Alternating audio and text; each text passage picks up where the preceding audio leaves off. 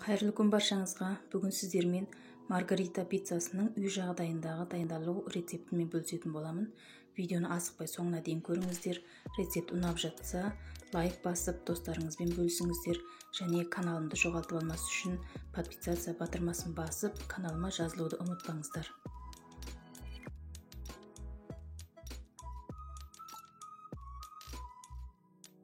Пиццаның қамырын дайындау үшін ыдысымызға 1 шай қасық ашытқы және 1 шай қасық қантты салып, үстіне мөлшермен 200 мг жылы сүтті құямыз.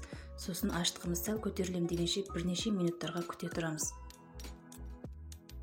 Ашытқымыз көпіршіктен көтерілгеннен кейін, осының үстіне бір шетінен ұнды сала отырып, қолға жабыспайтындай жұмсақ етіп қамыр илейміз.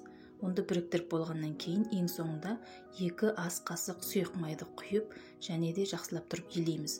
Бұл қамырымыздың жұмсақ болу үшін және жабысып қалмау үшін керек.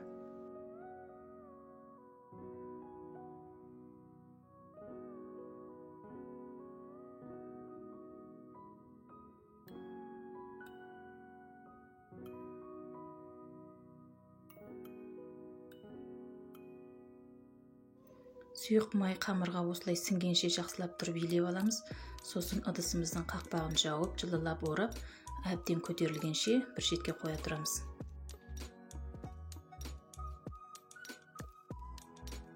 Қамырымыз әбден ашып көтерілді. Енді оны қайталап илемейміз.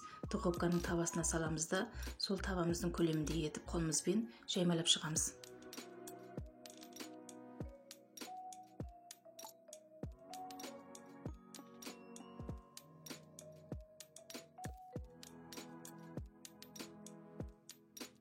Осылай бәрін жаймалап болғаннан кейін қамырымыздың бетін жауып, тағы да көтерілем дегенше 15 минутқа қоя тұрамыз. Енді осы қамырымызды пісірген кезде көтеріліп кетпес үшін вилкамен әр жерінен шаншып аламыз да, үстіне 1 ас қасықтай кетчупты жақсылап жағып шығамыз.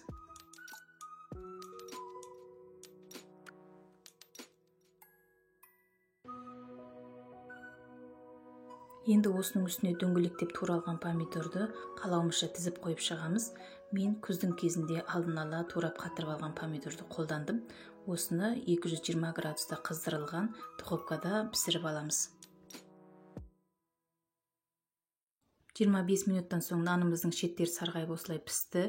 Енді осының үстіне алдын ала үккіштен өткізіп дайындап қойған ірімшігімізді салып, ірімшігіміз пісем дегенше 7-8 минутқа тағы да духовкада пісіріп аламыз.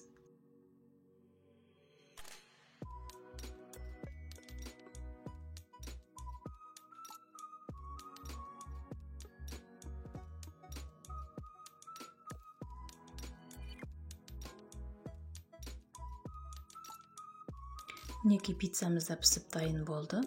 Наны да өте жұмсақ, жегенге жағымды. Міндетті түрде жасап көрсеңіздер болады. Астарыңыз дәмді болсын.